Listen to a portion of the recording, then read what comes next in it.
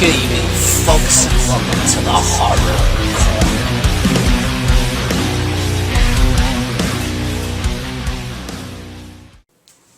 This is Michael's masterpiece. Good evening, folks, and welcome to the Horror Corner. I'm your host, Sean Erschen. This week we are doing another movie review. This is the spoiler-filled review for Halloween Kills, yes, 2021. The film finally came out, and I did get a chance to see it in theaters, and I suggest you do see it in theaters, because you get that full Halloween experience, you know? Nothing like it. So yeah, spoilers, guys. We're gonna spoil the hell out of this movie. We'll leave no stone unturned. Speaking of spoiler talk, don't forget the Horror Hangout live stream this Tuesday at 7 p.m. Eastern Standard Time. We're going to be talking Halloween Kills and spoilers. And we're going to have the Horror Miser Monty G, Jen and Christian from Jen's Reviews from the Grave, the Trash Picture Show, as well as our special guest Michael Myers 101. So that's going to be a blast. Check it out. So, first order of business. And if you guys have not seen Halloween Kills, please do so before you check out this review, because, once again, we are talking spoilers. So first thing I want to talk about is a little bit more of the Halloween 1978 flashback scene. So yeah, I loved how they did that.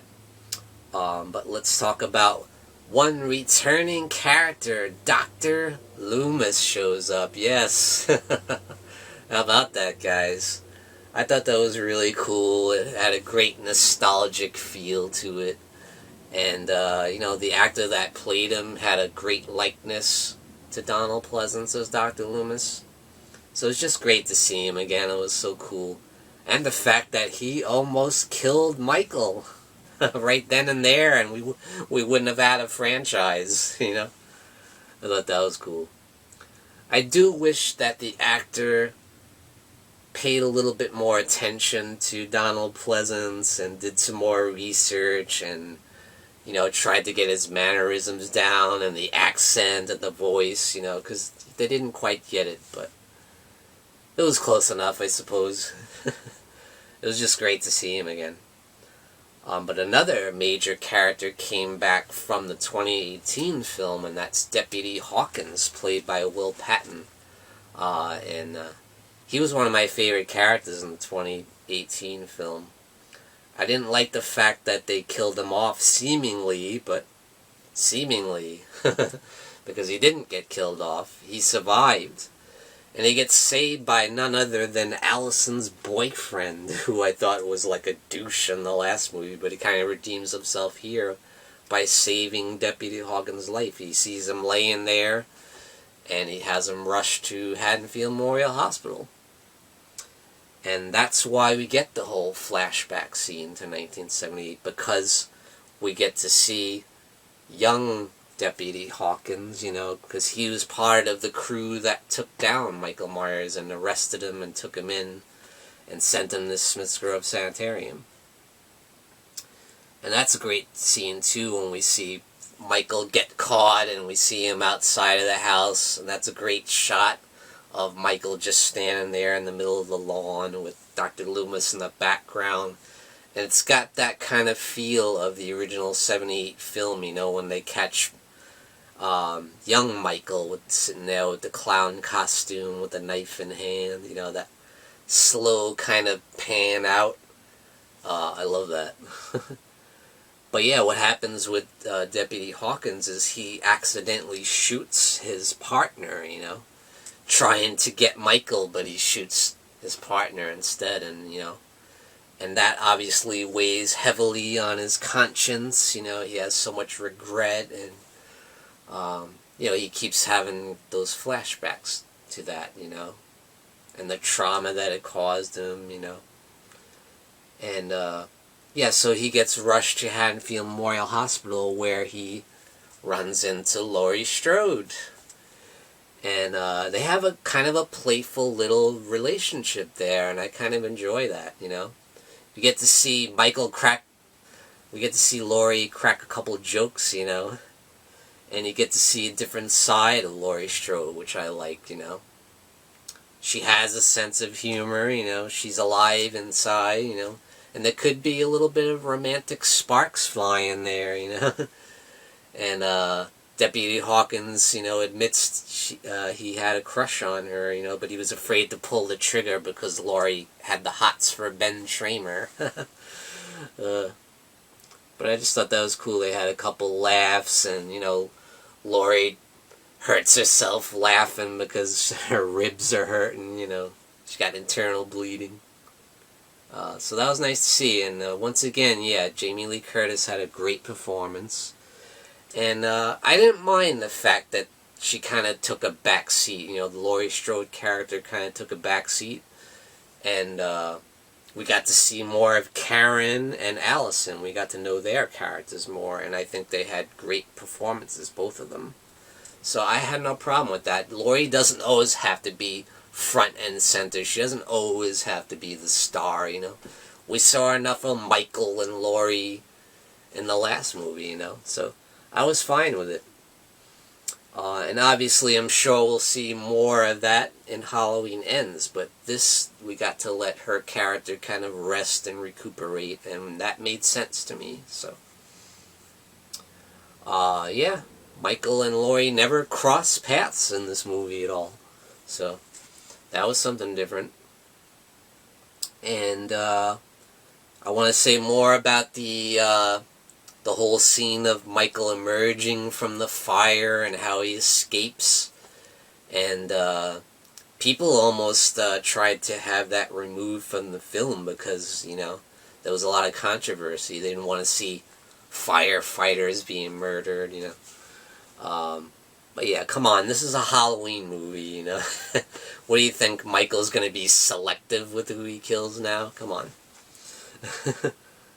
That was a pretty awesome scene, though, when he comes out of the fire, and he's got that, like, tire iron or whatever it is, the huge monkey wrench or whatever it is. And you just see him surrounded by firefighters, and you know they're in trouble, they're in deep trouble. And they all got there. Someone tries to shoot him with a hose. I'm like, really? That's gonna do anything? But boy, does he do a number on the whole firefighting crew. And damn, one guy busts out a saw, like, and I don't know why a firefighter would have a buzzsaw, but still, he turns it around back on him, and it's like, oh man, it's just an absolute bloodbath. But that one shot when he comes out of the house, with the fiery blaze in the background, beautiful shot. It was just awesome. It was like Michael in all his glory. And yeah, once again, I love how brutal Michael is in this movie, and the fact that he's just pure evil, you know. This is what Dr. Loomis was talking about, you know. He's just pure evil, and he's absolutely relentless. And yeah, just like Laurie says at one point, she's like, this is Michael's masterpiece. He's painting his masterpiece, his work of art. And yeah, it's almost like Michael is some kind of demented artist. And he still had some of that playful nature that he had in the original 78 film, you know, where he set the bodies up like a work of art, you know, like he did in the original Halloween. He had him sitting there, set up with the silver shamrock masks. And yeah, he still had a little bit of that trick-or-treat side to him. Like at one point when he shows up at the Myers house, his original home, his childhood home. And I like that scene a lot too. When he kind of knocks on the front door, and then he knocks on the back door, you're like, you know, he's playing trick-or-treat with them. I like that they had a new group living there at the Myers house. They had new people, new residents living in the Myers house. I love what they did with the place. It looks great. And yeah, we got to saw the first gay couple in the Halloween movie, which was interesting. And I really liked the characters. They were great. Big John and Little John, you know, one dude with the pirate outfit. Yeah. And once again, I like how they mess with the trick-or-treaters, and they were like, you know who used to live here?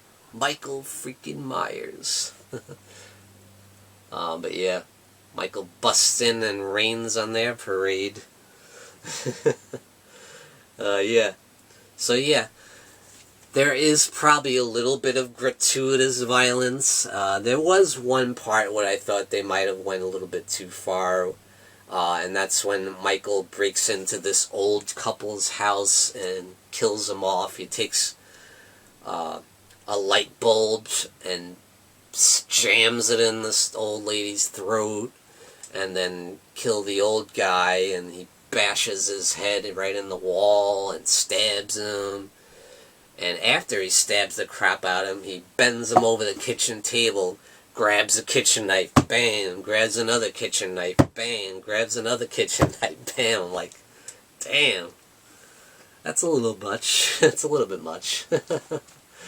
But anyway, for the most part, I had no issue with the violence. I thought it was done very well. I thought the practical effects were great. Sometimes I just like a little gore, you know.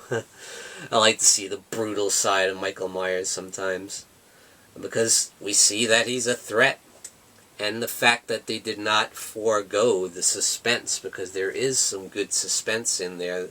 The lead up to, the build up to the kills, I think was very well done, so I had no problem with the brutality of Michael. Yeah, we also have to talk more about the townspeople and the whole mob getting together, the residents of Haddonfield and some of the original crew from 1978, you know, Kyle Richards as Lindsay Wallace. Marion Chambers got to have a cheesy little line there. She's like, "This is for Dr. Loomis," when she tries to shoot at Michael. And then you had Charles Cypher as Sheriff Brackett. And he gets to have his own, "Hey Michael, everyone's entitled to one good scare." I'm like, oh god. There were a couple lines that were cringe-worthy, I'm not gonna lie. And there was another major plot point to the mob mentality thing, and the fact that it kind of backfires on them. It was interesting, but I'm not sure how I feel about it, because, you know that in 2018, you know, the bus from Smith's Grove crashed, and all the patients, the escaped mental patients, are still out there. And we get to see one of them, because one of them shows up at Haddonfield Memorial Hospital, and the townsfolk mistake him for Michael Myers. And I just thought that was kind of weird, like, they don't know what Michael Myers looks like by now. I mean, he was in Smith's Grove Sanitarium for 40 years without a mask. And obviously, he went to trial and went to court, and he showed up in court. I'm sure they didn't make him wear the mask during that whole court trial, you know. So, come on, you guys have to know what he looks like by now. Come on.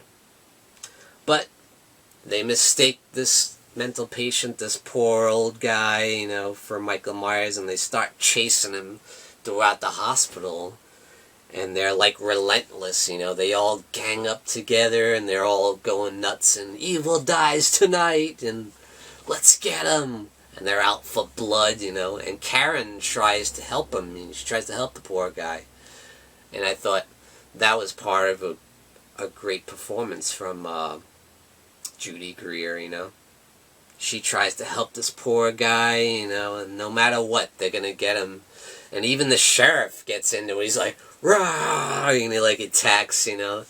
They're all out for blood, and they want to get Michael. They want to get rid of him once and for all. And they chase the poor guy up to the roof, and he jumps off, and bam, splat on the ground. You see his brains, you know. You see his head like twitching a little bit. Like, damn, that was nasty. And another thing with the whole lynch mob thing is, I did like in the end how they used it, because Karen kind of gets Michael's attention, rips his mask off, and is like, you want your mask? Come and get it. And she goes and runs off, and Michael chases her, and we see Michael walking around with no mask on for a little bit. Get to see a little bit of James Jude Courtney there. I mean, you don't really get a great look at him, but you see enough. But when Michael finally catches up with her, and you find out that it was all kind of a trick, and they lure him into the hands of the lynch mob of Haddonfield, the whole town of Haddonfield is there, and they all got their weapons, the baseball bat, the kitchen knives. One lady even has an iron. But they all gang up on him. They beat the living snot out of him, and things don't look too good for Michael there. But I like the fact that he takes the time to grab his mask and put it back on before he takes on the townsfolk. But yeah, they brutally beat him. They stab him. They kick him. They brutally beat him. And it doesn't look good. But they leave him there. Why did they leave him there?